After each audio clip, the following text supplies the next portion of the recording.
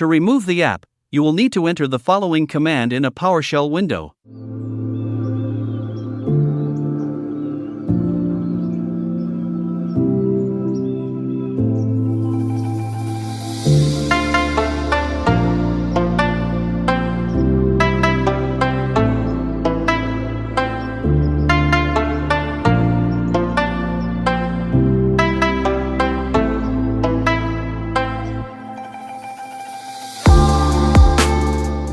Unfortunately, you will also modify the registry.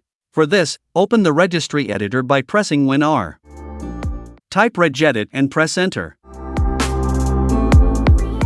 Then, navigate to the following key.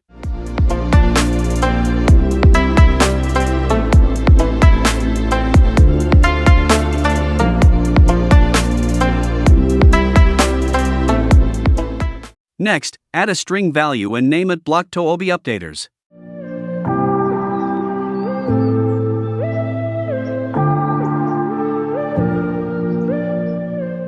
Double-click on it and set its value of ms_outlook.